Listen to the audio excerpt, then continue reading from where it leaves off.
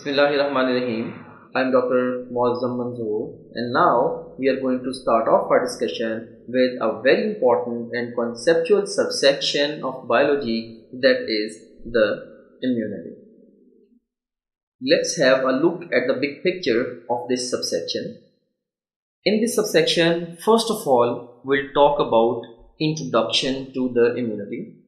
Secondly, हम innate immunity versus acquired immunity को in detail discuss करेंगे. Thirdly, we'll talk about the innate immunity in detail. Fourthly, we'll go into the nitty-gritty of acquired immunity. And last of all, we will discuss the 3 lines of defense of our body. Let's start off with the introduction to the immunity. What is immunity basically? Immunity is the ability of an organism to defend itself against disease. ये किसी भी organism की सलाहियत होती है अपने आप को बीमारी से बचाने की. इस कंप्यूटराइज्ड फोटोग्राफ में आप देखें, हमारे पास यहाँ पे एक ऑर्गेनिज्म है और यहाँ पे हमारे पास डिफरेंट डिजीज कॉजिंग एजेंट्स हैं जो कि इस ऑर्गेनिज्म में डिजीज कॉज करने की कोशिश कर रहे हैं.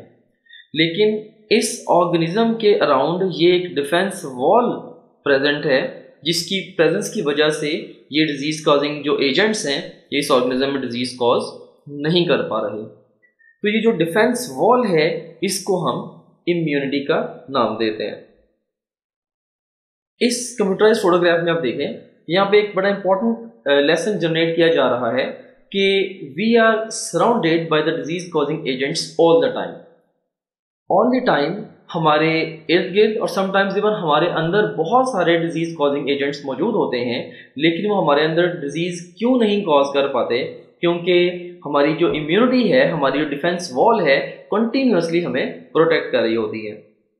Like you seen here, different toxins हैं हमारे एनवायरनमेंट में, फिर फंजाई हैं, लाइक इवन हमारी ओरल कैविटी में कैंडिडा एल्बिकेंस एक फंगस नॉर्मली रहती है लेकिन ये डिजीज कॉज नहीं कर पाती. यूजुअली रीज़न हमारी इम्यूनिटी इसको डिजीज कॉज करने नहीं देती. इसी तरीके से बहुत सारे बैक्टीरिया हमारे एनवायरनमेंट में भी और हमारी बॉडी के अंदर भी मौजूद हैं.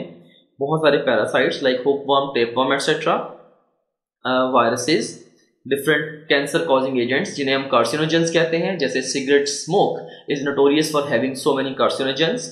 इसके अलावा डिफरेंट पोल्यूटेंट्स लाइक जैसे गाड़ियों के, फैक्ट्रियों के धुएं में बहुत सारे पोल्यूटेंट्स होते हैं जिनके हेल्थ हैजर्ड्स होते हैं, वो हमारे अंदर डिजीज कॉज करने की कोशिश करते हैं. और इस तरह से और भी बहुत सारे जर्म्स हमारे अंदर डिजीजेस कॉज करने की कोशिश कर रहे होते हैं. लेकिन ये देखें, बहुत सारे जो डिजीज कॉजिंग एजेंट्स हैं ये कंटिन्यूसली कोशिश कर रहे हैं कि हमें ये बीमार करें, लेकिन यूजुअली ऐसा नहीं कर पाते. रीज़न क्या है? हमारी defence wall that is our immunity, वो हमें कंटिन्यूसली इनसे प्रोटेक्ट कर रही होती है.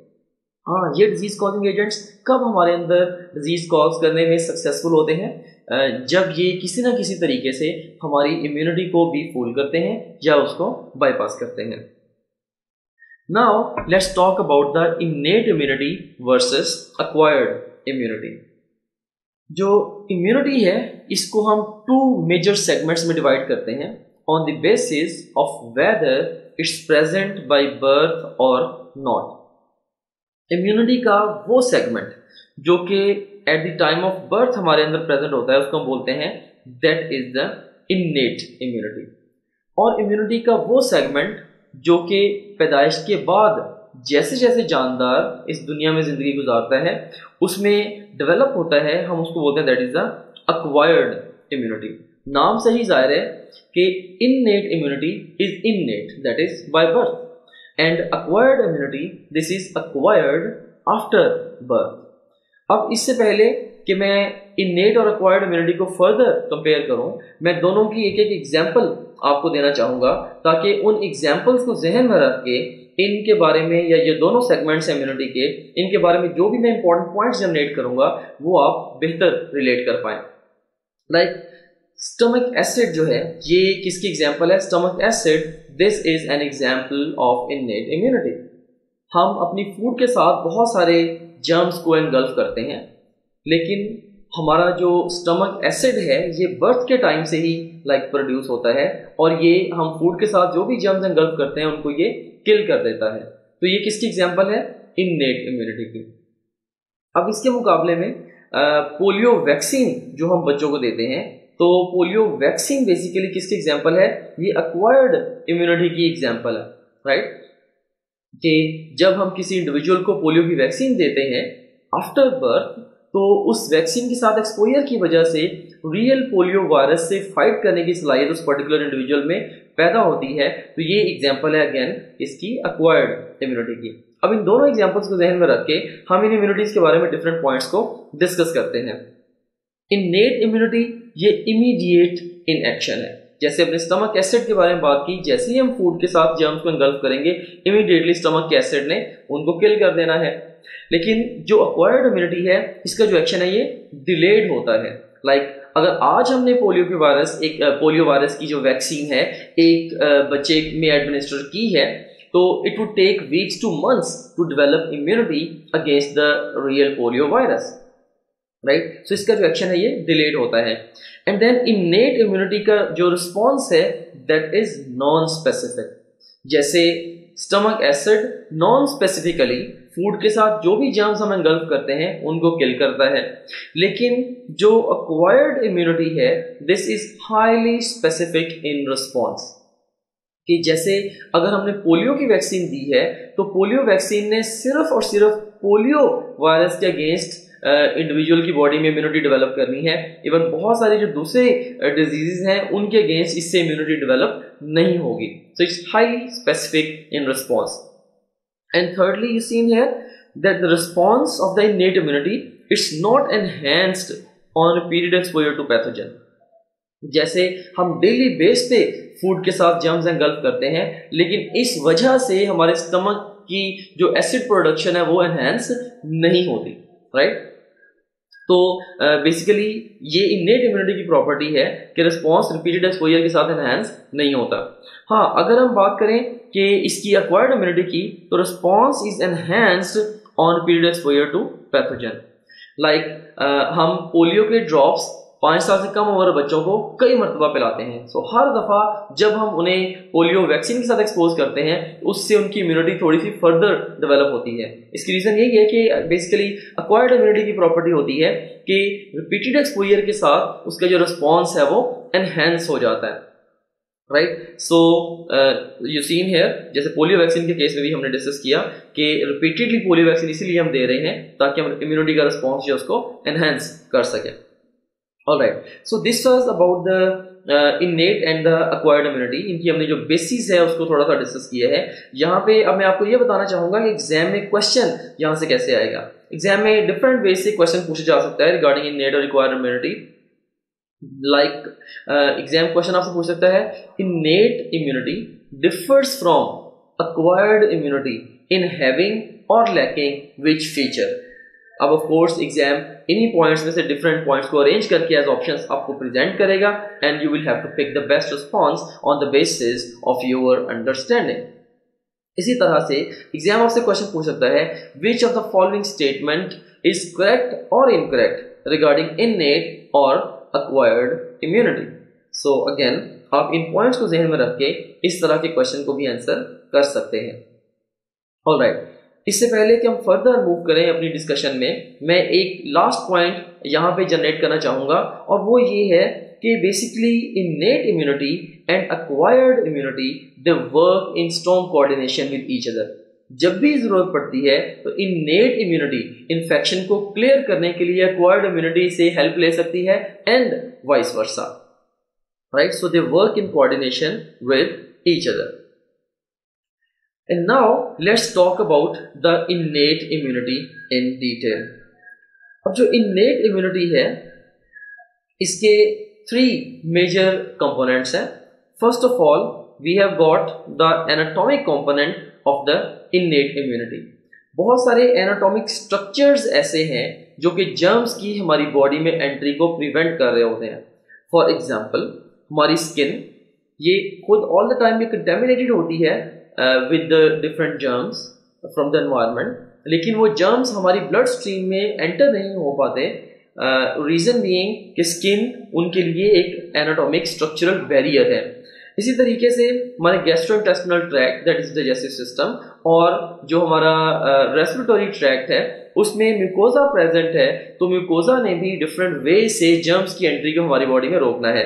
इसी तरीके से सीलिया जो कि हमारे रेस्पिरेटरी सिस्टम के एपिथेलियम में प्रेजेंट होते हैं सीलिया, तो सीलिया भी ओवरऑल बहुत सारे कह लें कि डिजीज कॉजिंग एजेंट्स को हमारी बॉडी से क्लियर करते हैं। लाइक जब आप सुबह उठते हैं तो बड़ी दफ़ा आपको आपके थ्रोट में म्यूकस सी फील होती है जिसको आप स्प्रिट आउट कर देते हैं, तो वो बेसिकली वहाँ पे कैसे आती है, जो भी एयर के साथ एयर हम इनहेल करते हैं उसके साथ जो डिफरेंट पोल्यूटेंट्स हमारे रेस्पिरेटरी ट्रैक्ट में जा रहे हैं वो ओवरऑल म्यूकस में जो हमारी रेस्पिरेटरी एपिथेलियम सिक्रेट कर रही है उसमें ट्रैप होते हैं। सीधे अपवर्ड बीट करते हुए उस म्यूकस को हमारे गले तक ले आते हैं जिसको हम स्पिट आउट कर देते हैं। तो ये सीन है इस तरह से डिफरेंट एनाटॉमिक स्ट्रक्चर्स हैं जो कि हमारी बॉडी में डिफरेंट डिजीज कॉजिंग एजेंट्स की एंट्री को प्रिवेंट कर रही हैं।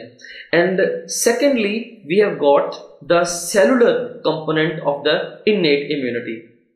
अब कुछ सेल्स ऐसे हैं जो कि पैदाइश के वक्त से ऑपरेटिव हैं और हमें डिजीजेस के साथ फाइट करने में हेल्प आउट कर रहे हैं। फॉर एग्जाम्पल, अगर एक कंटेमिनेटेड नीडल आपके हैंड पे प्रिक हो जाती है तो मे बी अब जो बैक्टीरिया हैं जो कि उस नीडल की टिप पे प्रेजेंट थे वो हमारी ब्लड स्ट्रीम में या टिश्यू के अंदर चले जाएं। तो अगर ब्लड स्ट्रीम में बैक्टीरिया चले गए हैं तो वहां पे न्यूट्रोफिल्स होते हैं जो कि उन बैक्टीरिया को एंगल्फ कर लेते हैं। और इसी तरीके से अगर टिश्यू के अंदर बैक्टीरिया चले जाएं तो वहां पे जो मैक्रोफेजेस होते हैं, मैक्रोफेजेस क्या है, बेसिकली मोनोसाइट्स ब्लड स्ट्रीम से जब टिश्यू में जाते हैं तो वहां जाके मैक्रोफेजेस बन जाते हैं। तो मैक्रोफेजेस जो है वो टिश्यूज में प्रेजेंट बैक्टीरिया को एंगल्फ कर लेते हैं, फेगोसाइटोज कर लेते हैं और इस तरह से हमें ये डिजीजेस से बचाते हैं। So once again you seen here neutrophils are the blood phagocytes and the macrophages are the tissue phagocytes. और ये दोनों तरह के जो फेगोसाइट्स हैं ये हमारी पैदाइश के वक्त से ऑपरेटिव हैं और हमें डिजीजेस के अगेंस्ट प्रोटेक्ट कर रहे हैं। And thirdly we have got the chemical component of the innate immunity. Like stomach acid है हमारे स्टमक में जो कि फूड के साथ एंगल्फ जर्म्स को किल करता है, तो ये पैदाइश के टाइम से ऑपरेटिव है। This is chemical component of the innate immunity.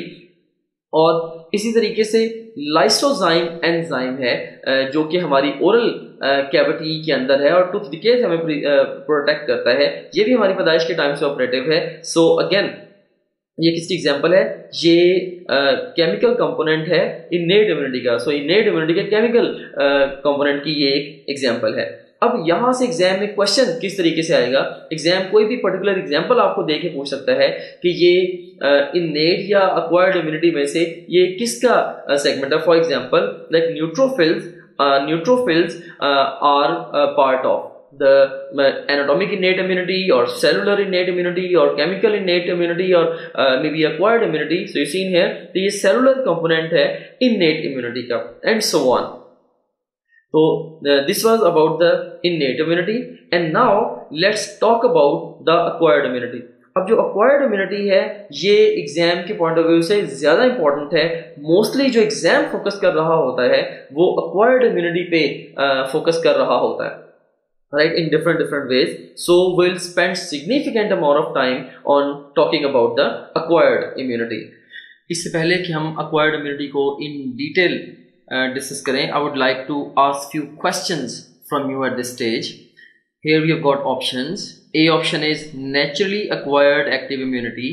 B option is artificially acquired active immunity. C option is naturally acquired passive immunity. And D option is artificially acquired passive immunity. First statement है हमारे पास antibodies cross placenta and give which type of immunity to foetus and the best response to this question is naturally acquired passive immunity. इस question की जो reasoning है बल्कि remaining जो भी क्वेश्चंस मैं आपसे पूछूंगा इन सब की जो रीजनिंग है ये हम आगे चल के डिस्कस करेंगे।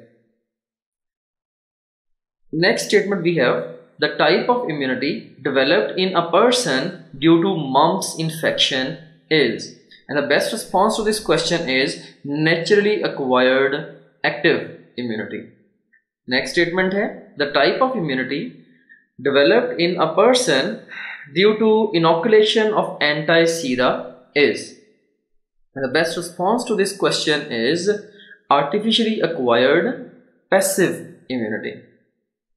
Next statement है हमारे पास, the type of immunity developed in a person due to polio vaccination is. Polio vaccine की वजह से कौन सी इम्यूनिटी डेवलप होगी? The best response to this question is artificially acquired active immunity. Alright, now let's discuss the types of the acquired immunity. और ये जो भी मैंने कुछ क्वेश्चंस आपसे पूछे हैं, उन सारे क्वेश्चंस की जो रीजनिंग है वो इसी फ्लो शीट को डिस्कस करते हुए हम इंशाल्लाह क्लियर करेंगे. So if you talk about the types of acquired immunity, it's further subdivided into two major categories. एक एक्वायर्ड इम्यूनिटी की का वो सेगमेंट है which is obtained in the course of daily life, यानी कि individual अपनी daily life live कर रहा है और नेचुरली ही उसके अंदर इम्यूनिटी जो एक्वायर हो रही है पैदाइश के बाद, हम उसको बोलते हैं that is the natural acquired immunity. Right, so we have got the natural acquired immunity. और दूसरे नंबर पे हमारे पास वो एक्वायर्ड इम्यूनिटी है which is obtained by receiving a vaccine और इम्यून सीरम. कि वो इम्यूनिटी जो कि वैक्सीन या इम्यून सीरम के मिलने से हासिल हो रही है, उसको हम बोलते हैं this is the artificial acquired immunity. So acquired immunity को हम दो मेजर कैटेगरी में डिवाइड करते हैं. एक वो जो कि नेचुरली एक्वायर हो रही है, हम उसे कहते हैं that is natural acquired immunity. दूसरी वो है जो कि आर्टिफिशियली एक्वायर हो रही है, उसको हम बोलते हैं आर्टिफिशियल एक्वायर्ड इम्यूनिटी. अब नेचुरल एक्वायर्ड इम्यूनिटी को फर्दर हम दो सब कैटेगरीज में डिवाइड करते हैं on the basis of whether host is actively involved in antibody production और नॉट.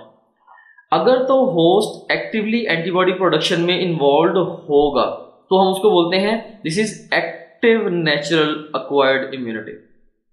फॉर एग्जाम्पल, जैसे अगर कोई बच्चा है उसे चिकन पॉक्स का इन्फेक्शन हो जाता है, राइट, से चिकन पॉक्स का इन्फेक्शन हो गया.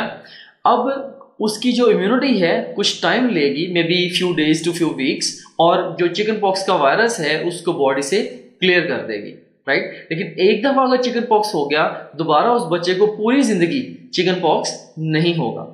तो इसमें हुआ क्या बेसिकली, देखिए, कुदरती तरीके से बच्चे को एक डिजीज हुई, उसके इम्यून सिस्टम ने उस डिजीज को क्लियर किया और इस तरीके से उसने अपनी पैदाइश के बाद एक पर्टिकुलर डिजीज के अगेंस्ट इम्यूनिटी अक्वायर कर ली. सो चिकन पॉक्स किस एग्जाम्पल है, ये एक्टिव नेचुरल एक्वायर्ड इम्यूनिटी की एग्जाम्पल है. Why this is active? Because host is actively involved in antibody production. Why this is natural? क्योंकि नेचुरली उसको disease हुई. And why this is acquired? क्योंकि ये पैदाइश के बाद उसके अंदर इम्यूनिटी डेवलप हुई है. तो सिमिलर एग्जाम्पल है जैसे मम्प्स की भी, और इवन जो इन्फ्लुएंजा जो कि इन्फ्लुएंजा वायरस जो कि फ्लू कॉज करता है, बेसिकली इसके नतीजे में भी जो इम्यूनिटी अक्वायर होती है उसको बोलते हैं वो भी एक्टिव नेचुरल अक्वायर्ड इम्यूनिटी है. हाँ, ये अलग बात है कि चिकन पॉक्स और जो मम्प्स हैं ये परमानेंट अक्वायर्ड इम्यूनिटी इनके अगेंस्ट डेवलप होती है अगर ये इन्फेक्शन हो जाए इंडिविजुअल को. लेकिन अगर किसी इंडिविजुअल को इन्फ्लुएंजा हो जाए, उसको वो क्लियर कर भी दे, तो कुछ अर्से के बाद दोबारा किसी वायरस से वो उसको इन्फ्लुएंजा जब वो डेवलप हो सकता है, इवन इन्फ्लुएंजा वायरस से इसको फ्लू डेवलप हो सकता है. रीजन क्या है कि इन्फ्लुएंजा वायरस में जो म्यूटेशन है वो बहुत रैपिडली होती है. Alright, and now we have got the second sub category of natural acquired immunity. अब ये वो कैटेगरी है जिसमें होस्ट एक्टिवली एंटीबॉडी प्रोडक्शन में इन्वॉल्व नहीं होता. अगर होस्ट एक्टिवली एंटीबॉडी प्रोडक्शन में इन्वॉल्व ना हो, हम उसको बोलते हैं this is the passive natural acquired immunity.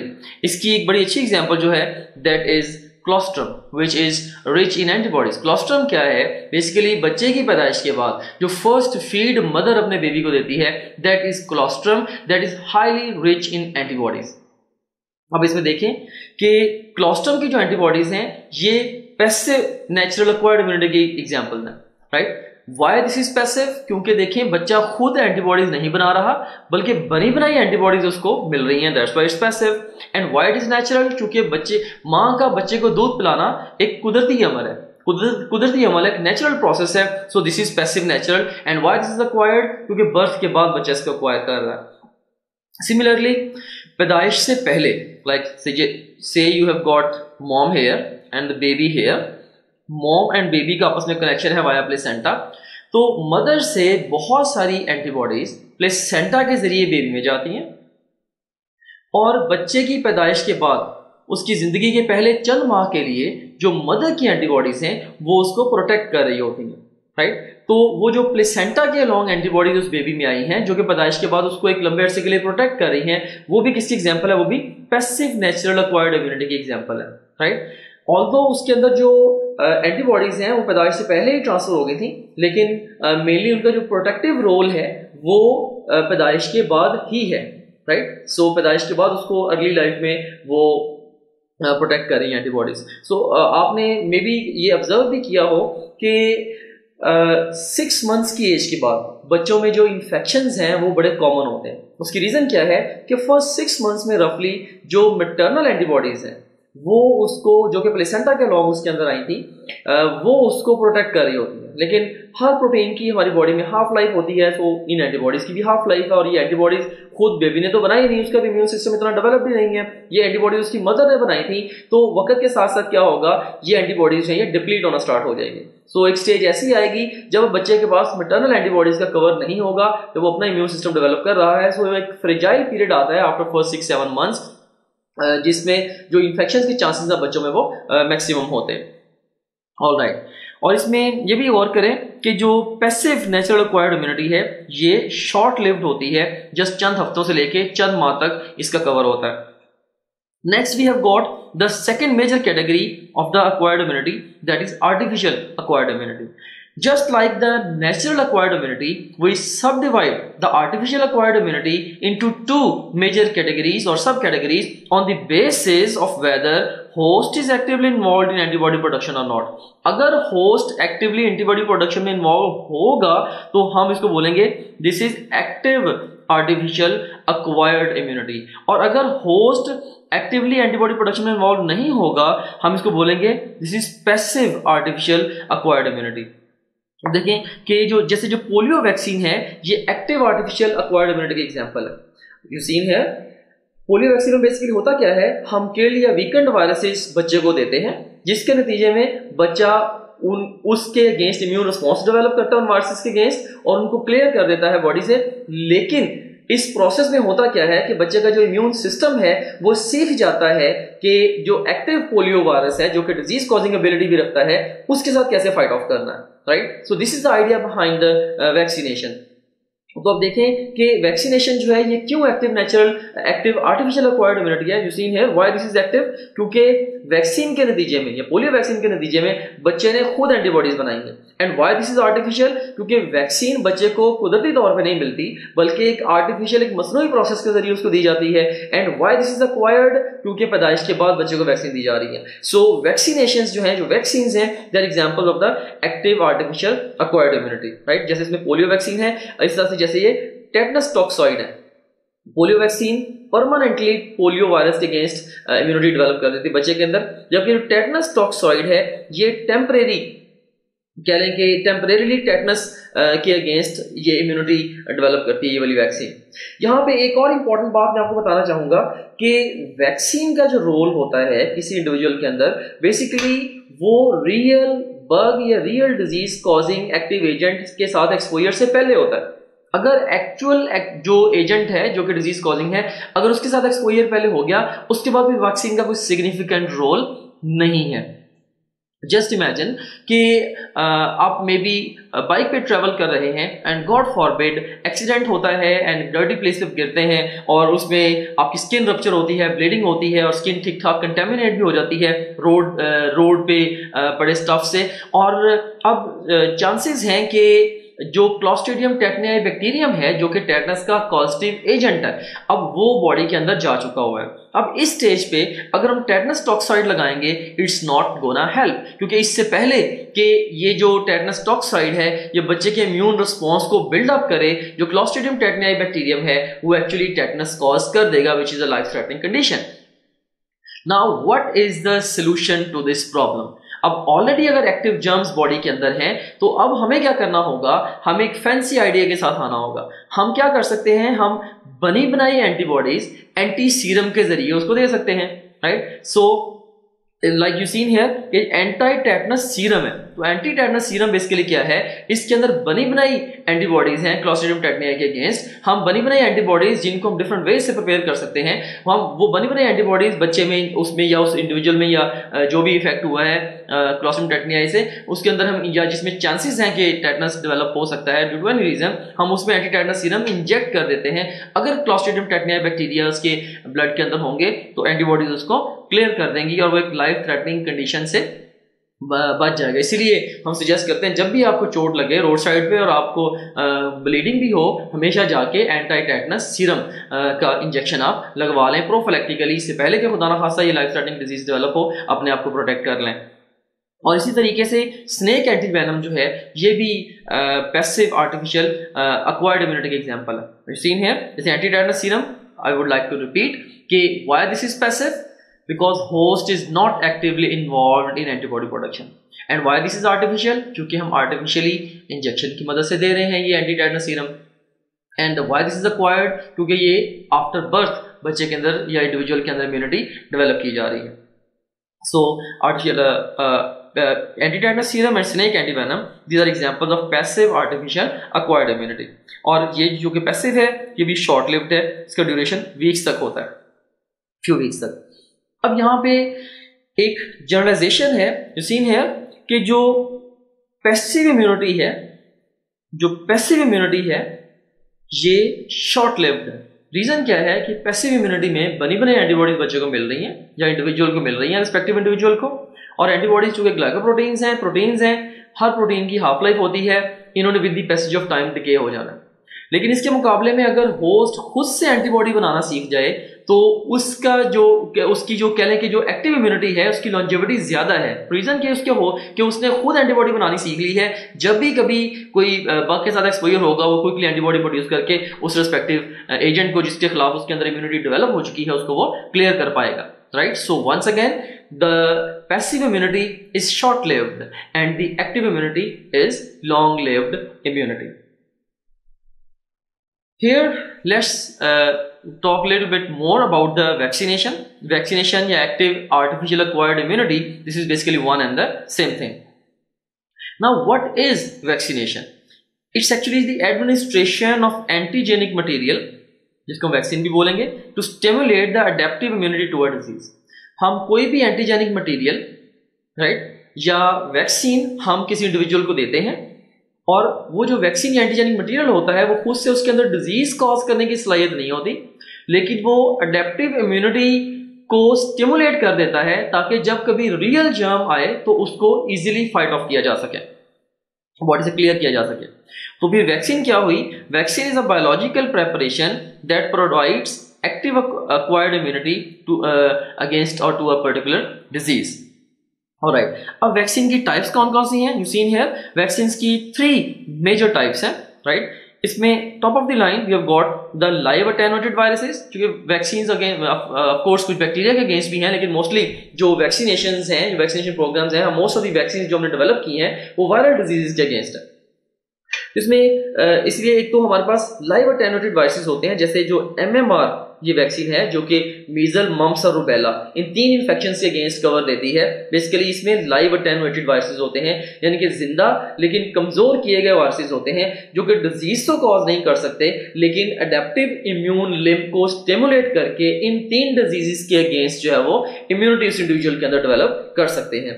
और सेकेंड जो कैटेगरी है हमारे पास वैक्सीन की, दे आर द डेड और इनएक्टिवेटेड वायरसेस। जैसे कि रेबीज की जो वैक्सीन होती है उसमें जो किल्ड वायरसेस हैं वो होते हैं, again they can not cause the disease, लेकिन वो अडेप्टिव इम्यूनिटी को स्टिमुलेट करके रेबीज के अगेंस्ट इम्यूनिटी डेवलप कर देते हैं। और उसके बाद फिर थर्ड नंबर पे we have got the sub unit that is part और product of the micro organism.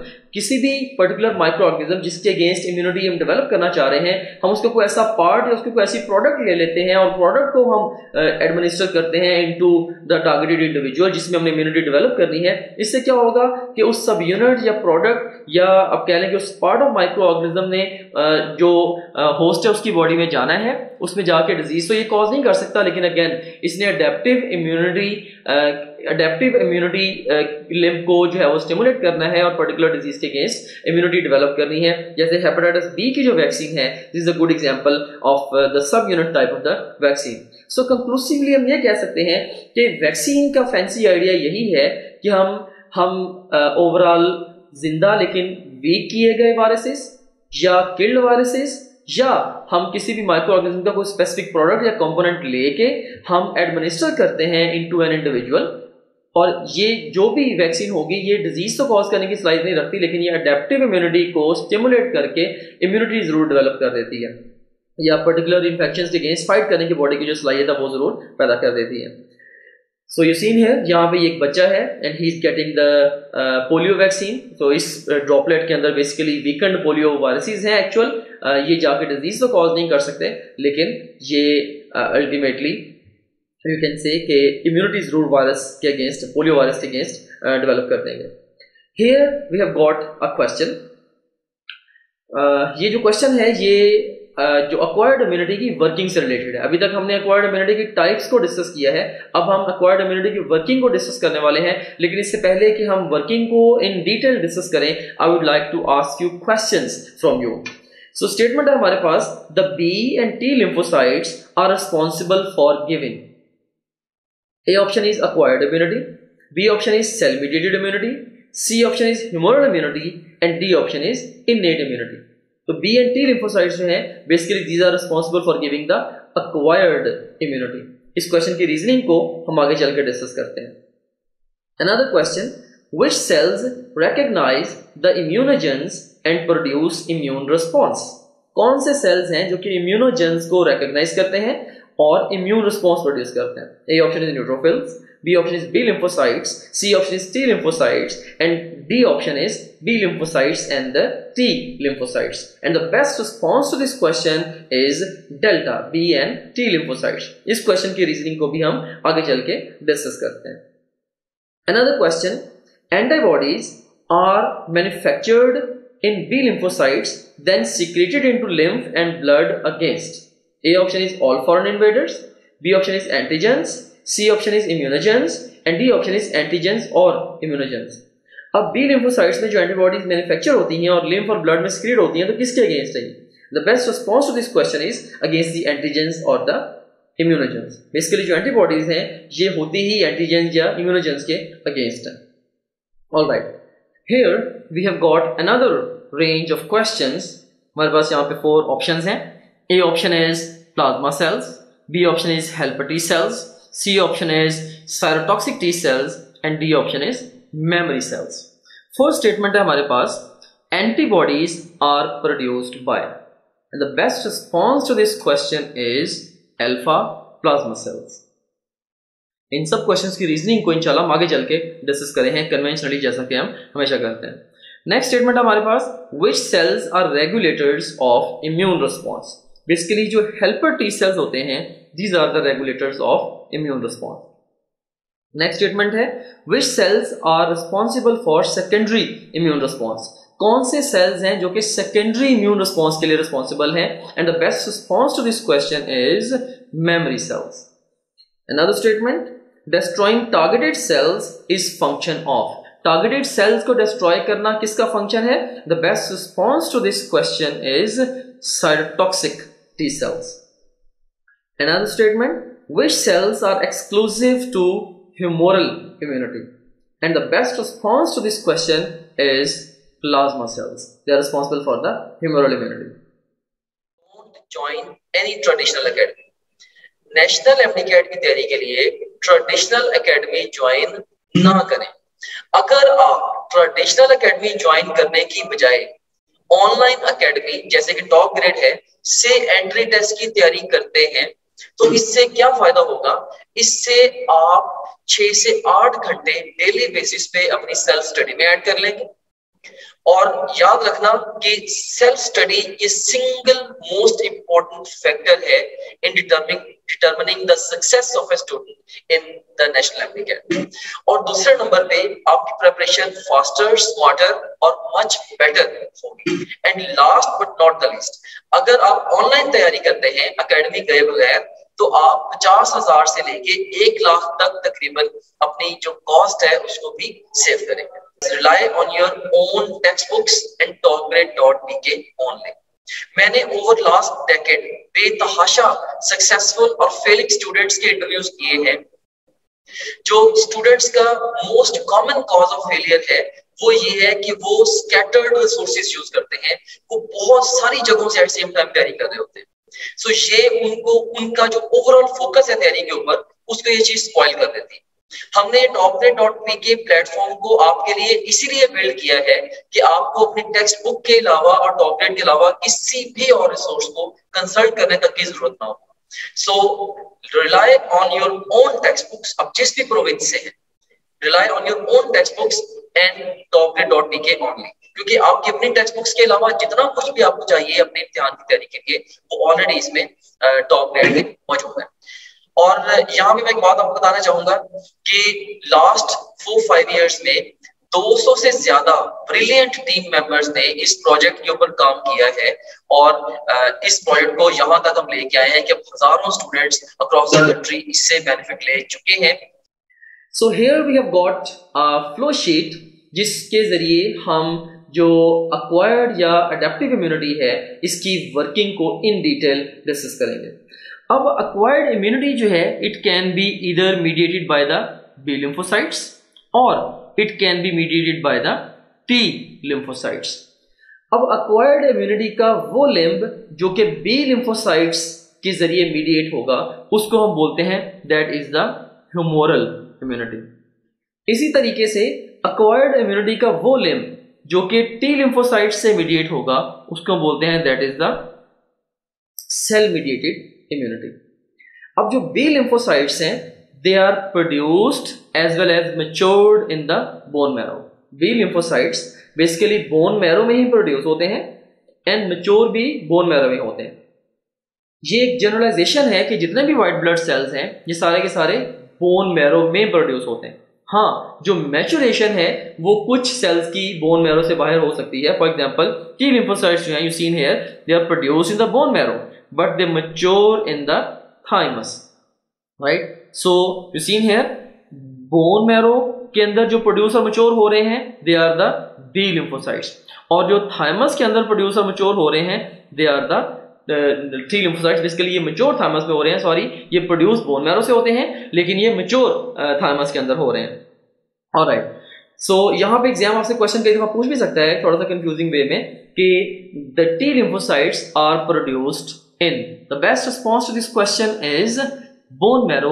Never answer thymus to this question, क्योंकि thymus वो साइट है जहां पे उनकी मैचुरेशन हो रही होती है।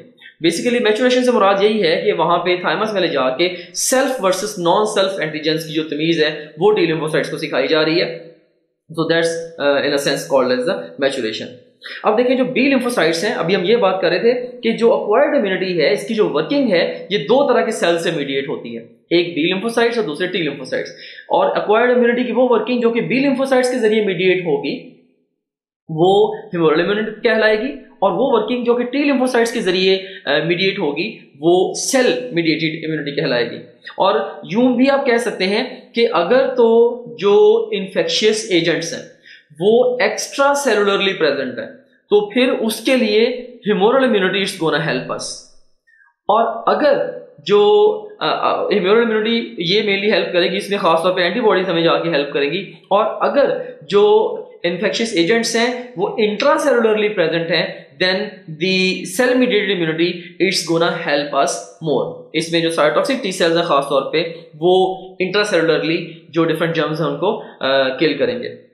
एनीवेज, सो इसमें हम ये डिस्कस कर रहे थे कि एक्वायर्ड इम्यूनिटी की जो वर्किंग है ये दो तरह के लिम्फोसाइट्स से मीडिएट हो सकती है, B and the T lymphocytes.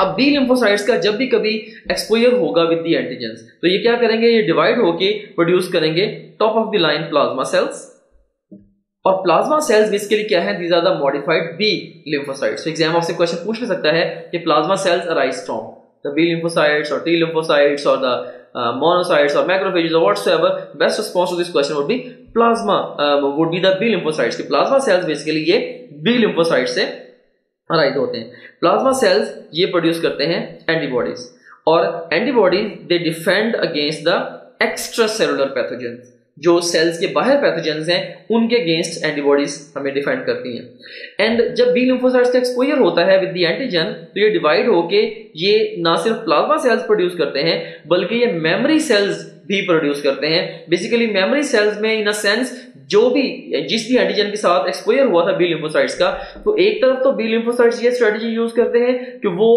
उस इंफेक्शन को क्लियर कर देते हैं, और दूसरी तरफ ये भी स्ट्रेटजी रखते हैं कि ठीक है इस इंफेक्शन को एक दफा क्लियर करना सीख लिया है तो इसको इसकी मेमोरी स्टोर रखते हैं ताकि दोबारा यही वाला एजेंट जब कभी दोबारा आएगा तो इसको क्विकली और बहुत कम टाइम के अंदर इसको क्लियर किया जा सकेगा, राइट। सो इस पर्पस के लिए जो बी लिम्फोसाइट्स हैं वो कुछ ना कुछ मेमोरी सेल्स भी प्रोड्यूस कर सकते हैं, और जब भी कभी दोबारा अगर मेमोरी सेल्स का एक्सपोजर होता है with the antigen, same antigen, अगर सेम एंटीजन के साथ मेमोरी सेल्स का दोबारा एक्सपोजर होगा तो ये क्विकली डिवाइड होके प्लाज्मा सेल्स बना सकते हैं, और plasma cells again same antibodies produce करके बहुत कम टाइम में बहुत इफेक्टिवली उसी इंफेक्शन को क्लियर कर सकते हैं। Next we have got the T lymphocytes के बेसिकली जो ये सेल मीडिएटेड इम्यूनिटी को हम डिस्कस करते हैं। बेसिकली जब टी लिम्फोसाइट्स ये एक्सपोज होते हैं विद द एंटीजन तो ये डिवाइड करके क्या प्रोड्यूस करते हैं, ये तीन तरह के सेल्स प्रोड्यूस करते हैं। Number 1 the helper T sales.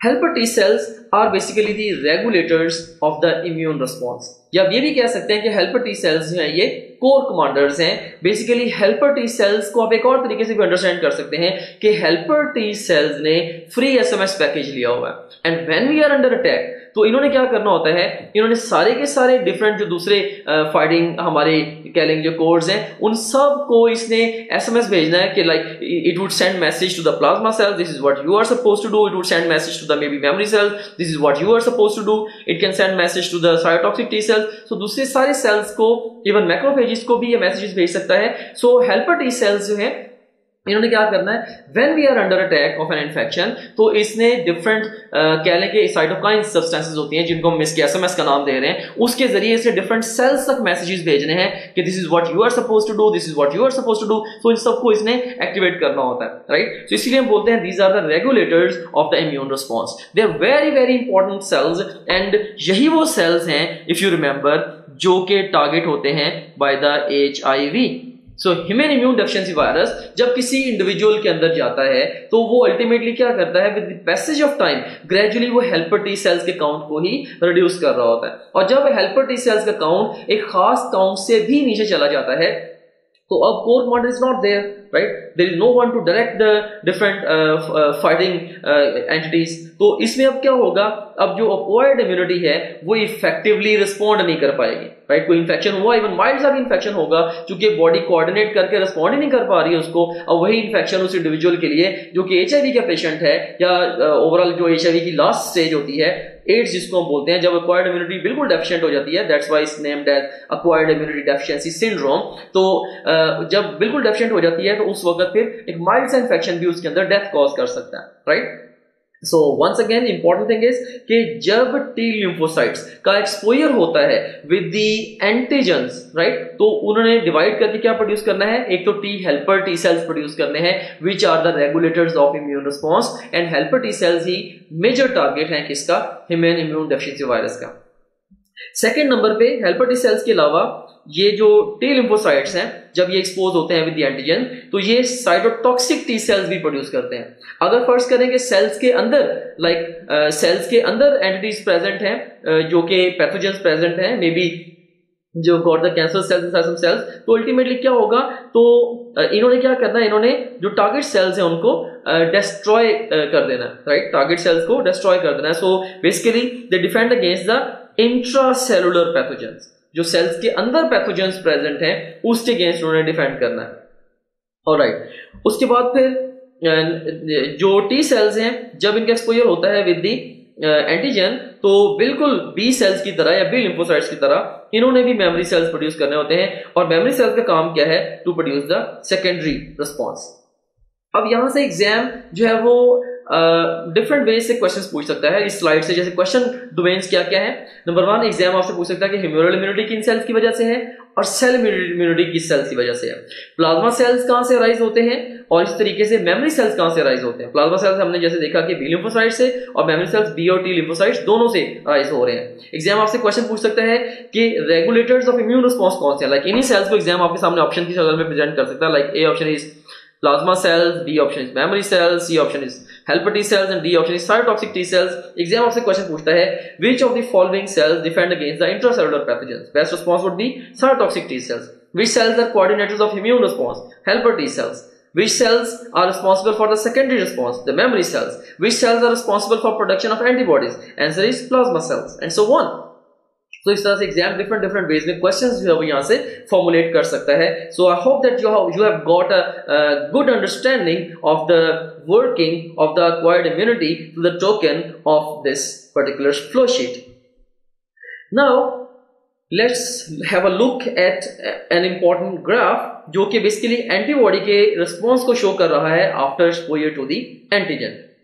Let me orient you towards this graph. इस ग्राफ में x एक्सिस में हमारे पास है जी टाइम, वो भी दिनों के अंदर, और y एक्सिस में हमारे पास है जी एंटीबॉडी की कंसंट्रेशंस हैं, उसके आर्बिट्रेरी कोई यूनिट्स हैं उसके अंदर है। जस्ट इमेजिन करें कि इसे हमारे पास यहाँ पे डे 0 है, डे 7, 14, 21, 28, 35, 42, 49 एंड 56 व्हाटसोएवर, और ये y एक्सिस में हमारे पास ये increasing concentrations bottom to top इसकी है एंटीबॉडी की। अब जस्ट इमेजिन करें कि डे 7 के आसपास एक इंडिविजुअल है जो कि एक पर्टिकुलर एंटीजन ए के साथ एक्सपोज हो गया। एंटीजन ए के साथ से ये एंटीजन ए के साथ एक्सपोज हुआ, मे बी ये से डे 2, 3 या डे 2nd, 3rd डे पे ये एंटीजन ए के साथ एक्सपोज हुआ, और उसके बाद फिर उस एंटीजन को स्टडी करके उसके अगेंस्ट एंटीबॉडी बनाने में टाइम लगेगा। तो कुछ अरसे के बाद जो वो अल्टीमेटली एंटीबॉडी उसके अगेंस्ट ब्लड में प्योर होना शुरू हो गए। राइट, हुआ क्या कि एंटीजन का एक्सपोजर हुआ, और समहाउ इस एंटीजन का जब एक्सपोजर हुआ विद द बी लिम्फोसाइट्स, तो उन्होंने डिवाइड करके क्या बनाया? Plasma cells. प्लाज्मा सेल्स ने एंटीबॉडी प्रोड्यूस करनी शुरू कर दी, और इस प्रोसेस में थोड़ा सा टाइम भी देखने लग गया होगा। एक्सपोजर के बाद थोड़ा सा गैप के बाद एंटीबॉडी प्रोड्यूस होती है। ऐसा नहीं है कि जैसे एक्सपोजर हुआ साथ ही एंटीबॉडी प्रोड्यूस होनी स्टार्ट हो जाए। There would be some gap in there, right. I am talking about the first exposure. और उसके बाद फिर ये भी देखें कि ग्रेजुअली टाइम के साथ साथ जो एंटीबॉडी की कंसंट्रेशन है ब्लड के अंदर इंक्रीज होना शुरू हो गई, और एक टाइम पे आके ये पीक पे चली गई। मे बी इस स्टेज पे जाके इसने उस एंटीजन को बॉडी से क्लियर भी कर दिया, या जो भी वो अगर कोई इफेक्टिव एजेंट था जिसके एंटीजन को इसने डिटेक्ट किया था इम्यून सिस्टम ने, उसको बॉडी से क्लियर कर दिया गया। अब ऑटोमेटिकली क्या होगा कि ग्रेजुअली जो एंटीबॉडी की प्रोडक्शन है उसको अब कम कर दिया जाएगा, but still we have got the memory cells there. अब मेमोरी सेल्स हमारे पास जो वो मौजूद है। अब देखें डे 28 के अराउंड जब एंटीबॉडी के लेवल बहुत कम हैं, अब अगर उस वक्त दोबारा सेम एंटीजन के साथ एक्सपोजर होगा, अब देखें कि कोई दरमियान में गैप भी नहीं है, और बड़ा इमीडिएटली प्रॉम्प्टली बहुत हाई कंसंट्रेशंस जो एंटीबॉडी की प्रोड्यूस कर दी गई हैं। This is just because experienced commanders are there, right. जो एक्सपीरियंस्ड प्लेयर्स थे उस इन्फेक्शन को क्लियर करने के लिए, वो like memory cells they are there, उन्होंने याद रखा हुआ है कि हमने किस तरीके से पहले इस इन्फेक्शन को क्लियर किया था। वो immediately they actually differentiate into the plasma cells, and plasma cells again quickly antibody produce करते हैं, हाई क्वांटिटी में एंटीबॉडीज प्रोड्यूस होकर इन्फेक्शन को दोबारा क्लियर कर देंगी, and again after the clearing the infection gradually the antibody titers they would go down. So इसमें हमने ये देखा कि जो सेकेंडरी रिस्पॉन्स है टू द सेम एंटीजन, या ओवरऑल ये कह लें कि जो सेकेंड एक्सपोजर अगर हो रहा है विद द सेम एंटीजन, तो उसकी वजह से सेकेंडरी रिस्पॉन्स आता है which is basically more profound as compare to the primary response to an antigen. So ये देख सकते हैं कि ये वाला जो ग्राफ है ये primary response to an antigen का, और ये वाला जो ग्राफ है ये secondary response to an antigen का। अब इसमें यहाँ पे आप ये भी देखें कि डे 35 से कुछ अर्सा पहले में भी यहाँ पे जाके कहीं ना कहीं जो है वो एक्सपोजर हुआ होगा किसी एंटीजन बी का, और उसके बाद दोबारा एक गैप के बाद एंटीजन बी के अगेंस्ट एंटीबॉडी प्रोड्यूस की गई, और इन्फेक्शन को क्लियर करके दोबारा लेवल्स कम हो गए। अब अगर सेकेंड टाइम एक्सपोजर होता है with the antibody B, antigen B sorry, तो उससे क्या होगा, इमीडिएटली दोबारा फिर एंटीजन बी के अगेंस्ट हाई क्वांटिटीज में एंटीबॉडीज वो प्रोड्यूस कर दी जाएंगी। So that's how it works. So इस ग्राफ के जरिए जो इंपॉर्टेंट लेसन जनरेट किया जा रहा है वो ये किया जा रहा है कि जो secondary response to the same infection जो होता है या सेम एंटीजन को अगर सेकेंड टाइम एक्सपोजर दिया जाए तो सेकेंडरी रिस्पॉन्स जो बड़ा प्रोफाउंड किस्म का आता है, right, and that is just because of the presence of the memory cells there. तो यहाँ पे एक फैंसी आइडिया है, जैसे जैसे ऑर्गेनिज्म एक एनवायरनमेंट के अंदर रह रहा है वक्तन वक्तन डिफरेंट इन्फेक्शंस डिफरेंट एंटीजेंस के साथ एक्सपोज हो रहा है और ग्रेजुअली उसका जो इम्यून सिस्टम है वो डिफरेंट एंटीजेंस के अगेंस्ट बिल्डअप हो रहा है, राइट। तो जब हम किसी एक एरिया से ट्रेवल करके किसी दूसरे एरिया में जाते हैं, मे बी अगर एक यूके से गोरा है और वो पाकिस्तान में आया है, he is likely to get so many diseases over here, क्योंकि उसकी जो बॉडी है वो यूके के एनवायरनमेंट के हिसाब से वो कह लें कि अक्लेमेटाइज्ड है, उसकी इम्यून सिस्टम वहां के एनवायरनमेंट के हिसाब से ट्रेंड है। तो यहाँ पे हो सकता है कि बहुत सारे नए जर्म्स ऐसे हों, नई एंटीजेंस हों जिनके साथ वो एक्सपोज हो और उसके बाद उसके अंदर नई डिजीजेस डेवलप हो और उसके अगेंस्ट उसको इम्यून होने में दोबारा टाइम लगे। So that's how it actually works. So once again जो अक्वायर्ड इम्यूनिटी है, this is acquired with the passage of time after birth, and different people in the different parts of the world with different kinds of environments, they develop their immunity differently, right, depending upon their exposure. अगर एक individual बहुत neat and clean environment में रहता है तो may be उसका immune system relatively weaker हो, जैसे अभी रिसेंटली कोरोना का सिनारियो आया तो उसमें जो सबसे ज्यादा जो हिट हुए हैं वो वही कंट्रीज हुए हैं जहां पे ऑलरेडी इन्फेक्शन रिलेटिवली कम थे। और जो डेवलप्ड वर्ल्ड है वो जैसे इटली वगैरह है वो बहुत ज्यादा बुरे तरीके से हिट हुए हैं, और जो डेवलपिंग कंट्रीज है जहां पे लोग रूटीन में इन्फेक्शन के साथ फाइट करते रहते हैं, blessing in disguise, their immunity is relatively stronger, तो they are actually they are fighting this disease with in a better way actually, right। उनके अंदर जो डिजीज एक्वायर होने की इंसिडेंस भी कम है और इन्फेक्शन को क्लियर भी ज्यादा आसानी से कर पा रहे हैं, डेथ रेट भी काफी कम है as compare to the developed world and so on. Alright, so here I have got few questions regarding the structure of the antibody। अब एंटीबॉडी के स्ट्रक्चर के बारे में कुछ क्वेश्चंस मैं आपसे पूछना चाहता हूं। ये भी एग्जाम के लिए इंपॉर्टेंट है, समटाइम्स इस तरह के क्वेश्चंस एग्जाम में अपीयर होते हैं। तो हमने अभी बेसिकली जो हमारे पास थी अक्वायर्ड इम्यूनिटी, हमने अक्वायर्ड इम्यूनिटी के अंदर एंटीबॉडीज को स्टडी किया था। अब ये जो एंटीबॉडीज हैं इनके बारे में कुछ स्पेसिफिक क्वेश्चंस एग्जाम में समटाइम्स पूछे जा सकते हैं, तो मैं अब उनको डिस्कस करने लगा हूं। Here we have got the options. A option is heavy chains, B option is light chains, C option is light chain and heavy chain, and D option is none of these. First statement है हमारे पास, in structure of typical antibody, disulphide linkages are not present between. Heavy chains के दरमियान disulphide linkages होते हैं, light chains के दरमियान नहीं होते, लाइट और हैवी चेन्स के दरमियान भी होते हैं, and best response to this question would be beta. तभी हम जाके इसको फोटोग्राफ में भी देखते हैं। Another statement, variable region of the typical antibody is comprised of, best response to this question is light chain and the heavy chain. Next statement है constant region of typical antibody is comprised of, and again paradoxically the best response to this question is Charlie light chain and heavy chain। variable और constant regions दोनों light और heavy chains के मिलने से बनते हैं। अभी ये भी हम फोटोग्राफ में देखेंगे। which are different in different classes of antibodies। basically जो antibodies की different classes होती हैं उनमें heavy chains जो हैं वो different होती हैं। ये भी आगे चल के हम एक flow sheet में discuss करते हैं कि किस तरह से different classes of antibodies में जो heavy chains हैं वो different हैं। now let's construct a flow sheet for sake of understanding the structure of the antibody। I always love to organize the information in the brains of my students with the help of the flow sheets and the tables। Flow sheets and tables, actually these are my favorite tools for organizing the information in the brain of the students। anyways, let's construct this flow sheet। if you talk about the structure of antibody, the antibody is basically comprised of the heavy chains and the light chain। Antibody की जो भी class होगी ultimately वो heavy chain और light chain के मिलने से बनी है। हैवी चेन के इन टर्न दो डोमेन्स हैं, constant domain and variable domain. इसी तरह से लाइट चेन के भी इन टर्न दो डोमेन्स हैं, constant domain and variable domain. Alright, तो इसमें आप देखें कि ये जो हैवी चेन है, अब जो डिफरेंट हमारे पास क्लासेस हैं एंटीबॉडीज की, जैसे हमारे पास इसके लिए आप निमोनिक याद रख सकते हैं game D, GAME game D. Basically ये डिफरेंट एंटीबॉडी की क्लासेस हैं, IgG, IgA, IgM, IgE and IgD। जब किसी भी एंटीजन के साथ एक्सपोजर होता है तो डिफरेंट डिफरेंट टाइम फ्रेम्स के अंदर ये जो एंटीबॉडीज हैं ये डिफरेंटली प्रोड्यूस हो रही होती हैं और डिफरेंट रोल्स प्ले कर रही होती हैं। एनीवेज, तो अब बेसिकली जो डिफरेंट ये क्लासेस हैं एंटीबॉडीज की IG, G, A, M, E and D, इनमें डिफरेंस क्या है? इनमें बेसिकली डिफरेंस है हैवी चेन्स का, राइट। अब जैसा कि देखें हमारे पास कुछ ऐसी एंटीबॉडीज होती हैं जिनमें अल्फा हैवी चेन होती है एंड उनको हम नाम देते हैं IgA एंटीबॉडीज का। सो A for alpha u can say. इस तरीके से हमारे पास ऐसी एंटीबॉडीज भी होती हैं जिनमें डेल्टा हैवी चेन होती है और उन एंटीबॉडीज को हम नाम देते हैं IgD का, D फॉर डेल्टा।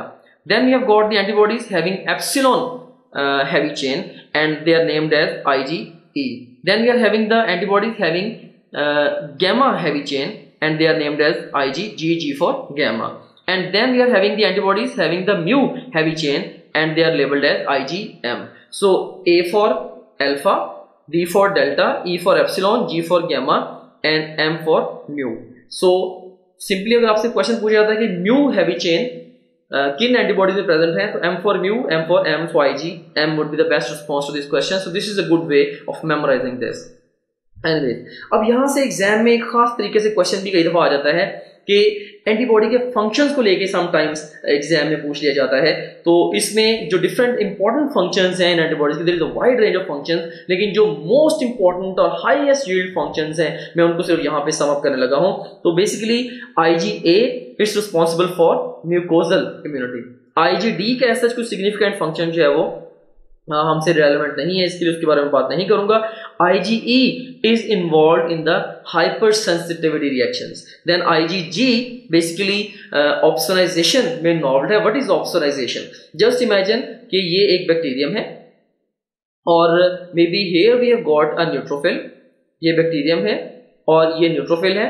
अब न्यूट्रोफिल ने ब्लड में बैक्टीरियम को फेगोसाइटोज करना होता है, लेकिन न्यूट्रोफिल को ये जो बैक्टीरियम है ये बड़ा बोरिंग लग रहा है, it does not want to eat it. तो इसमें बेसिकली जो अगर इस बैक्टीरिया के ऊपर किसी भी तरीके से IgG एंटीबॉडीज लग जाएं, अब यही वाला बैक्टीरियम जो कि पहले बोरिंग लग रहा था न्यूट्रोफिल्स को, अब उसको बड़ा मजेदार लगना शुरू हो जाएगा। तो ये जो प्रोसेस है एंटीबॉडीज को अटैच करके बैक्टीरिया के ऊपर उसको फेगोसाइटोसिस के लिए फेवरेबल बनाना, हम बोलते हैं दिस इज ऑप्सोनाइजेशन, यानी कि डिफरेंट एजेंट्स को फेगोसाइटोसिस के लिए मजेदार बनाना, राइट। तो ये ऑप्सोनाइजेशन है। तो IgG जो है इसका ऑप्सोनाइजेशन में रोल है और IgG जो है it can also cross the placenta. Basically when the baby is in the womb of mother, ये baby in the womb of mother है, दोनों के दरमियान जो कनेक्शन है वो प्लेसेंटा के जरिए है। तो मदर से बेबी में IgG एंटीबॉडीज जो है बेसिकली ये आ रही होती हैं जो कि पैदाइश के बाद फर्स्ट फ्यू मंथ्स के लिए बच्चे को प्रोटेक्ट कर रही होती हैं। तो IgG ही वो एंटीबॉडीज है जो कि प्लेसेंटा को क्रॉस करके बेबी को उसकी अर्ली लाइफ में डिफरेंट डिजीज से प्रोटेक्ट कर रही होती है। And then you have got the IgM antibodies के बारे में मोस्ट इंपॉर्टेंट फैक्ट ये है कि इनका जो मॉलिक्यूलर वेट है ये हाईएस्ट है। सो अगर आपसे पूछा जाए कि हैवीएस्ट एंटीबॉडीज कौन सी हैं, तो best response to this question would be IgM। Alright, I hope that you have understood the different classes of the antibodies। तो different classes हमने देखा कि different classes different क्यों हैं, क्योंकि उनकी heavy chains different हैं और different classes of antibodies के different functions हैं। Once again, mucosal immunity के लिए कौन सी antibody responsible है? IgA। hypersensitivity reactions के लिए IgE। प्लेसेंटा को कौन सी क्रॉस करेगी या ऑप्सोनाइजेशन में कौन सी इन्वॉल्व है एंटीबॉडी IgG, और हाईएस्ट मॉलिक्यूलर वेट किसका है? IgM। Very good. All right. So this is the photograph of a typical antibody. Of course, अगर IgM होगी तो मे बी यही जो फोटोग्राफ है इसको 5 times आप रेप्लिकेट कर लें, राइट। तो उन वो आपस में कनेक्टेड हो तो may be that would become IgM। But एक टिपिकल एंटीबॉडी उसका बेसिक स्ट्रक्चर जो ये होता है। तो इसमें अब देखें कि आपसे मैंने क्वेश्चन पूछा था कि जो ओवरऑल वेरिएबल डोमेन है वो किन किन चेन से बनी है, राइट, और कांस्टेंट डोमेन एंटीबॉडी की जो होती है वो किन किन चेन से बनी है। तो देख सकते हैं आप इसमें तो हमारे पास यहाँ पे ये है G heavy chain, here we got another heavy chain, this is a light chain, this is also light chain. अब इसमें देखें कि जो वेरिएबल रीजन है इस एंटीबॉडी के, ये वेरिएबल रीजन है, ये किस किस से बने हैं? हैवी और लाइट चेन दोनों से। फिर ये हमारे पास जो उसका कांस्टेंट रीजन एंटीबॉडी का। इसमें भी देखें लाइट चेन और हैवी चेन दोनों इन्वॉल्व हो गए। सो वेरिएबल और कांस्टेंट रीजन ऑफ एंटीबॉडी दोनों में लाइट चेन और हैवी चेन इन्वॉल्व है।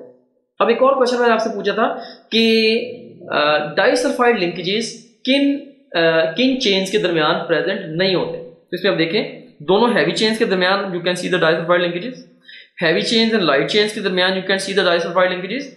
लाइट चेन और लाइट चेन के दरमियान आपको कहीं पे भी कोई डाइसल्फाइड लिंकेज जो है ये नजर नहीं आ रहा, right. So it does so जो डाइसल्फाइड लिंकेजेस होंगे they would be absent between the light chains. All right, so now let's talk about the functions of antibodies.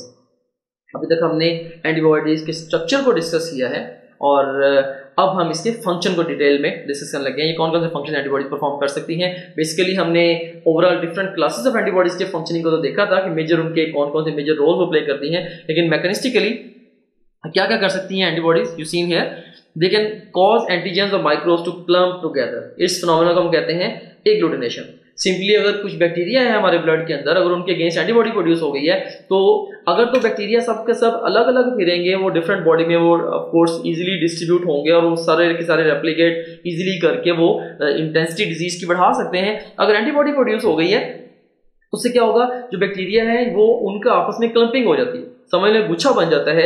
और फिर अगर एग्लूटिनाइज्ड फॉर्म में है बैक्टीरिया या एंटीजन या माइक्रोब्स तो उनको इस तरह से क्लियर करना बॉडी के लिए आसान हो जाता है। सो एग्लूटिनेशन एक this is one way antibodies they help अस।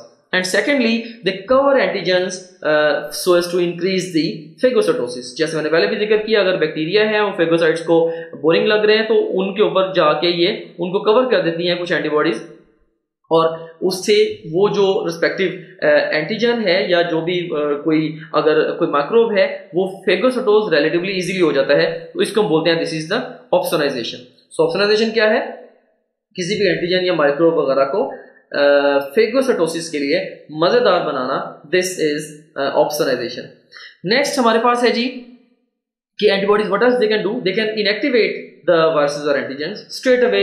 सीधा जाके एंटीबॉडी, जैसे अगर this is the virus this is the antibody, straight जाके वायरस को या ओवरऑल जो भी मे बी अगर ये कोई बैक्टीरियम है या कोई एंटीजन है, सीधा जाके इसने उसको न्यूट्रलाइज कर देना है, उसके इफेक्ट को काउंटरैक्ट कर देना है। This is neutralisation.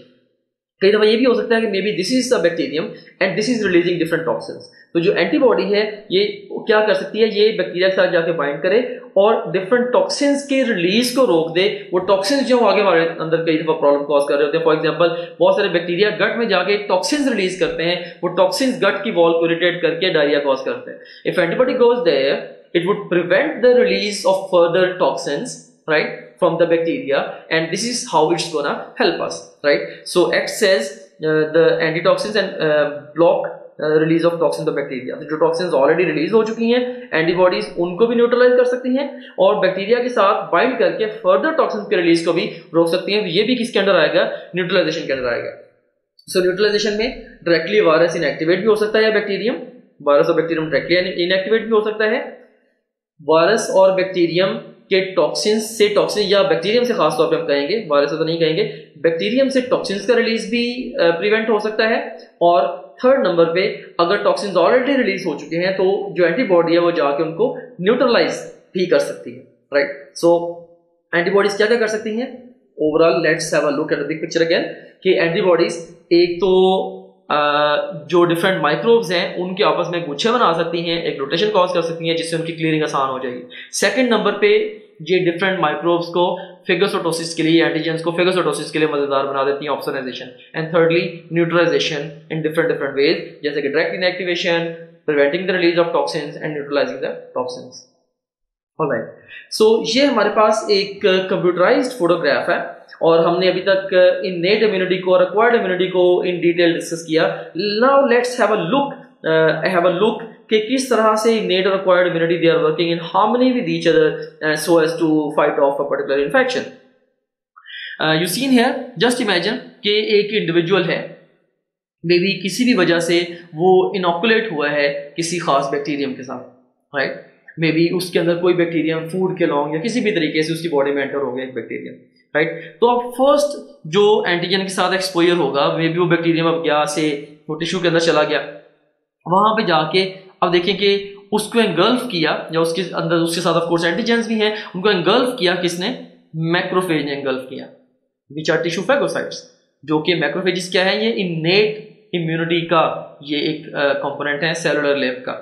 तो मैक्रोफेजिस जो है बेसिकली ये उस कुछ बैक्टीरिया को पकड़ के, लाइक बहुत सारे बैक्टीरिया आए, कुछ बैक्टीरिया को पकड़ के मैक्रोफेज ने क्या किया, इसने उसको फेगोसाइटोज कर लिया, अंदर उसको डाइजेस्ट कर लिया, और डाइजेस्ट करने के बाद नाउ मैक्रोफेज नोज के दिस इज नॉट इनफ, क्योंकि और भी बहुत सारे बैक्टीरिया हैं which are wandering out there, जो कि अभी तक इसकी रेंज में या मैक्रोफेजिस की रेंज में नहीं आए, जिनको, तो इसको पता है कि ये इन्फेक्शन ऐसे क्लियर नहीं होगा, I would be needing the help of the other segments of the fighting core as well, right. तो फिर ये क्या करेगा मैक्रोफेज, इसने जो बैक्टीरिया जिसको इसने खत्म किया है, जिसको इसने फेगोसाइटोज किया है, ये उसके कुछ कंपोनेंट्स को पकड़ के क्या करेगा, ये अपनी सरफेस के ऊपर अटैच कर देगा, मैक्रोफेज अपनी सरफेस पे अटैच कर देगा। तो अब ये बने थे एंटीजन प्रेजेंटिंग सेल, बैक्टीरिया को इसने पकड़ा, उसको डाइजेस्ट कर दिया और उसके कुछ पार्ट्स जो अपने सरफेस पे लगा दिए। तो बेसिकली उसका मकसद क्या है, ये रेड फ्लैग बाकी सेल्स को दिखाना, we are under attack, right. I think you are enjoying the way I am teaching the stuff. Anyways, that's how I always try to make the thing simpler for my students. So antigen presenting cell जो है basically इसके ये अब macrophage antigen presenting cell बन जाता है, and when the helper T cell, जो कि हमारा core commander, when it looks at the back, oh we are under attack, so what it has got, it has got free SMS package. ये cytokines के जरिए ये SMS भेजेगा immediately to the B cells, B cells को stimulate करेगा, we are under attack. B cells क्या करेंगे, फौरी तौर पे डिवाइड होके प्रोड्यूस करेंगे एक तो प्लाज्मा सेल्स और दूसरे नंबर पे memory B cells. Plasma cells क्या करेंगे, they would produce the antibodies. Antibodies ने क्या करना है, एक्स्ट्रा सेलुलरली जो भी बैक्टीरिया प्रेजेंट है उनको क्लियर कर देना। उसके बाद फिर हेल्पर टी सेल्स क्या करेंगे, एक और काम भी करते हैं, ये साइटोटॉक्सिक टी सेल्स को भी स्टिमुलेट कर देते हैं, और जिसने डिवाइड होके क्या बनाना है, एक तो एक्टिव साइटोटॉक्सिक टी सेल्स बनाने हैं, और सेकेंडली उसने भी आगे मेमोरी सेल्स बनाने हैं। और हेल्पर टी सेल्स खुद भी मेमोरी हेल्पर सेल्स में भी कन्वर्ट होते हैं, राइट। सो अब साइटोटॉक्सिक टी सेल्स ने क्या किया, by the way active cytotoxic T cells ने जो सेल्स के अंदर बैक्टीरिया वगैरह थे उनको इसने क्लियर कर दिया, ऑलराइट। सो एक दफा इन्फेक्शन से जान छोड़ दी, इन्फेक्शन इज क्लियर, लेकिन अब एक फायदा हमें हो गया, maybe individual suffer to some extent, लेकिन एक फायदा हो गया, अब हमारे पास डिफरेंट टाइप्स के मेमोरी सेल्स मौजूद हैं, मेमोरी बी सेल्स भी मौजूद हैं, मेमोरी टी सेल्स भी मौजूद हैं, मेमोरी साइटोटॉक्सिक टी सेल्स और मेमोरी हेल्पर टी सेल्स भी मौजूद हैं। तो अब अगर खुदा ना खास्ता सेकेंड एक्सपोजर हो जाता है विद द एंटीजन, तो हमें ऑलरेडी पता है कि secondary response is a more profound response because of the presence of the experienced commanders there. जैसे सेकेंड टाइम एक्सपोजर होगा, मेमोरी सेल्स इमीडिएटली बड़ा प्रॉम्प्ट रिस्पॉन्स शो करेंगे एंड वो डिफरेंशिएट होंगे into plasma cells, active cytotoxic T cells and active helper T cells, और ultimately क्या होगा, इससे बहुत क्विकली वो जो इन्फेक्शन है सेकेंड टाइम बॉडी से क्लियर हो जाएगा। So this is how it's working. और एक और चीज पे आप गौर करें कि इस डायग्राम में जो लेफ्ट हैंड साइड है, इसमें we have got the humoral और एंटीबॉडी मीडिएटेड इम्यूनिटी, कि एंटीबॉडी की मदद से एक्स्ट्रा सेलुलरली जो प्रेजेंट हैं जर्म्स उनको क्लियर किया जा रहा है, जबकि राइट हाफ पे we have got a cell mediated immunity. इसमें हमारे पास कुछ डिफरेंट साइटोटॉक्सिक सेल्स हैं जो कि इंट्रासेलुलरली जो पैथोजेंस प्रेजेंट हैं उनको क्लियर कर रहे हैं, so on. So humoral immunity is basically cell body antibody mediated immunity, and humoral immunity basically it's mediated by the B lymphocytes. जबकि जो सेल मीडिएटेड इम्यूनिटी है बेसिकली इसमें जो सेल्स हैं वो इन्वॉल्व हो रहे हैं, और cytotoxic T cells you can see in here, and of course T lymphocytes के जरिए से मीडिएट होना है। सो बी लिम्फोसाइट्स से मीडिएटेड जो इम्यूनिटी है that is the humoral immunity, T lymphocytes से जो मीडिएटेड इम्यूनिटी है that is the cell mediated immunity, and so on. इसको हमने पहले फ्लो शीट में भी डिस्कस किया था। So this is all about the acquired immunity. I hope that you have enjoyed the process of learning about the acquired immunity with me. आपने अपने अच्छे कॉन्सेप्ट्स को भी बिल्ड किया। अभी सिर्फ इस लेक्चर की हद तक ना रहिएगा, लेक्चर के बाद आप फास्ट वीयर नोट्स मॉड्यूल में जाएं, वहां से इसके फास्ट वीयर नोट्स को रिवाइज करें, साथ साथ जो मैंने आपको बताया है सब कुछ इसको माइंड में रिवाइज करें। और अपनी जो माइंड में इंफॉर्मेशन है इसको आप प्रोसेस करें और इसको फर्दर आप कंसोलिडेट करें, क्योंकि बेसिकली ये 3 स्टेजेस होती हैं किसी भी टॉपिक को प्रिपेयर करने के हवाले से। First of all you have to understand the stuff, right, आपने स्टफ को अंडरस्टैंड कर लिया, लाइक मैंने आपको पढ़ाया, आपने पढ़ लिया, आपको समझ आ गई। And second step is creation of memory. अब आप जाएंगे, जाके अब आप क्या करेंगे, फास्ट भी नोट्स को देखेंगे तो दोबारा फिर मेरी बातें भी बहुत सारी आपके दिमाग में रिवाइज हो जाएंगी, आपकी मेमोरी क्रिएट हो जाएगी। और उसके बाद फिर थर्ड जो स्टेप है that is the consolidation of memory. तो जब आप इसको बार बार रिवाइज करेंगे और जब खास तौर पे क्वेश्चंस अटेम्प्ट करने के बाद रिवाइज करेंगे फास्ट वी नोट्स को, तो इससे क्या होगा, आपकी जो मेमोरी है वो कंसोलिडेट हो जाएगी and then you will be able to perform best in your final exam. Now let's talk about the 3 lines of defence of our body. First of all, I would like to ask few questions again. I am a guy who loves to ask questions from the students, क्योंकि questions के बगैर जो learning है, I strongly believe this is passive learning, and questions के साथ जो learning होती है वो active learning होती है। अगर मैं questions पूछे बगैर आपको पढ़ाता जाऊंगा तो maybe you would not be able to digest the information, लेकिन जब मैं question आपसे पूछता हूँ तो आपके इल्म की प्यास जागती है और फिर जब आपको मैं पढ़ाता हूँ तो आप ज्यादा एक्टिवली इंफॉर्मेशन को ग्रैब करते हैं। This is how human brain works. So मैंने वक्त के साथ यही सीखा है कि इंसानी दिमाग से बेहतरीन काम लेके या अपने स्टूडेंट्स के दिमाग से मैंने बेहतरीन काम लेके किस तरह से उनको एग्जाम में एक्सेल करवाना है। Alright, here we have got options. A option is first line of defense, B option is second line of defense, C option is third line of defense, D option is none of these. हमारे पास statement है lymphocytes are part of dash in human body।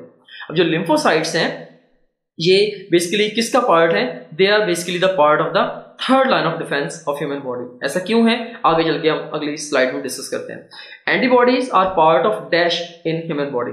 Antibodies जो है ये भी third line of defence का part है। Macrophages are part of dash in human body, ये second line of defence का पार्ट है। And mucus membranes are part of dash in human body. Best response to this question is first line of defence. इस तरह के questions को quickly आपने कैसे answer करना है, रैपिडली अपने आंसर तक पहुंचना कैसे है, इसके लिए इस स्लाइड को हम डिस्कस करते हैं। इसमें आप देखें कि बॉडी की पहली कोशिश क्या होती है कि जर्म बॉडी में एंटर ही ना हो। तो जो एनाटॉमिक बैरियर्स हैं they are making the first line of defence. जैसे स्किन है, म्यूकस मेम्ब्रेन्स हैं, सीलिया वगैरह हैं, first line of defence. Anatomic barriers make the first line of defence.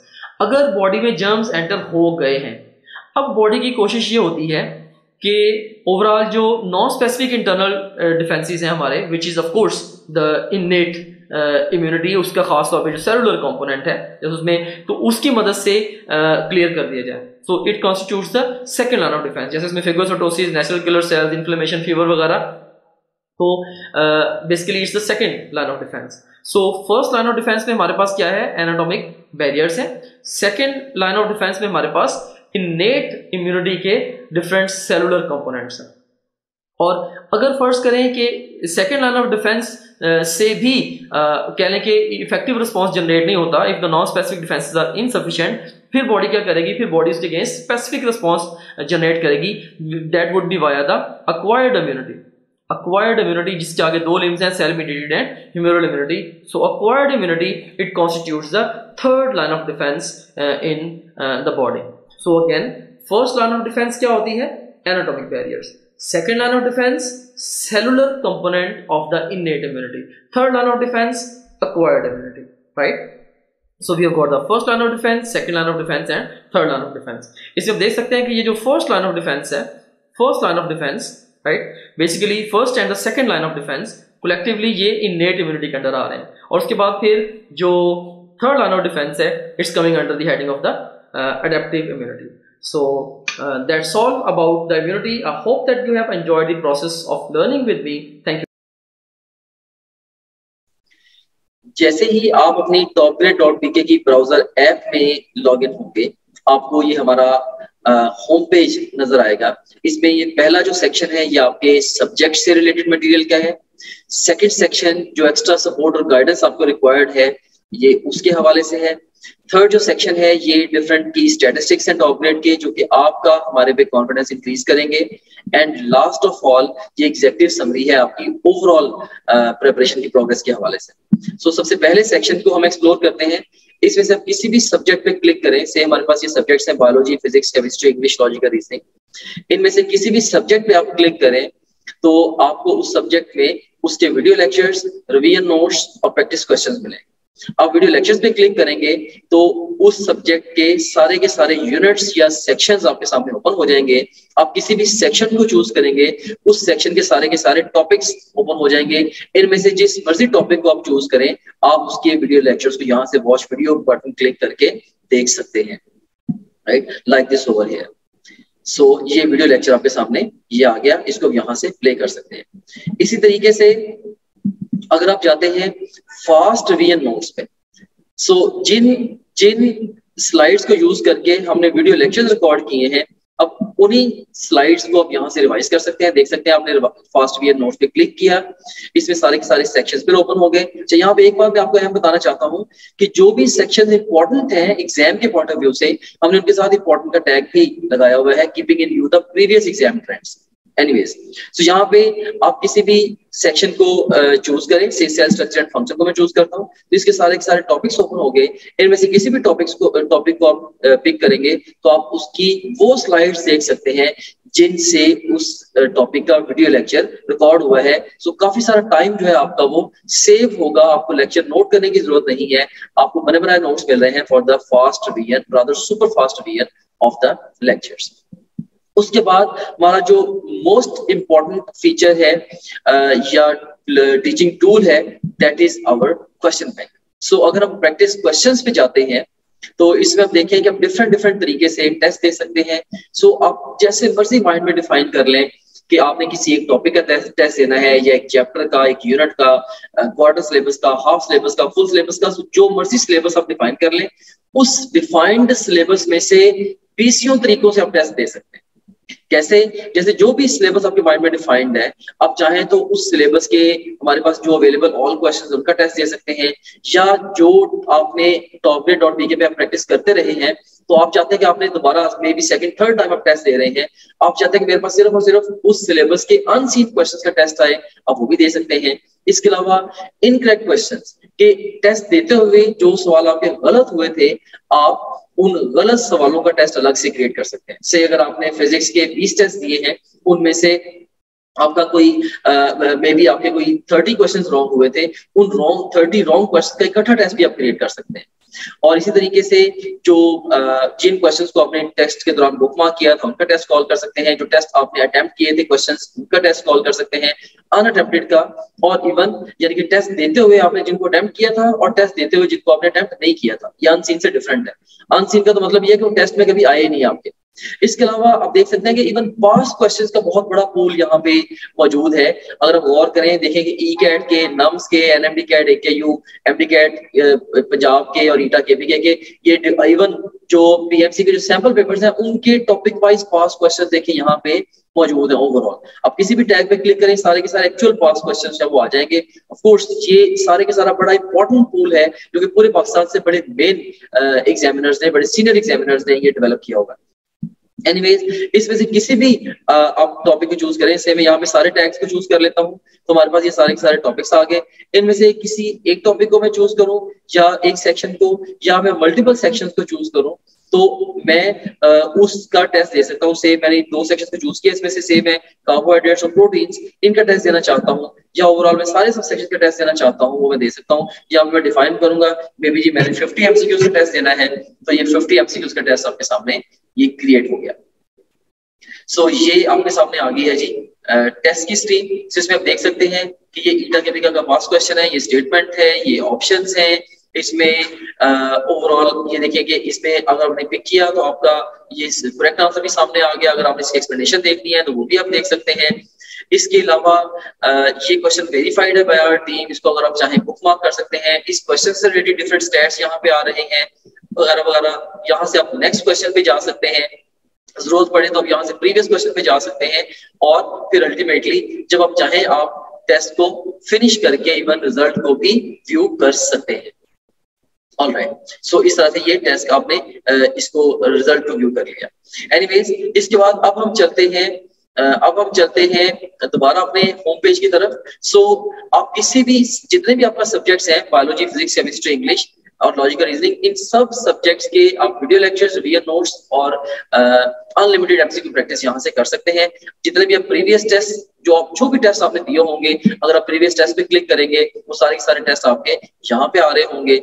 इसके अलावा जो आपकी जो ओवरऑल प्रोग्रेस है उसकी जो डिटेल है वो सारी की सारी यहाँ पे आ रही है।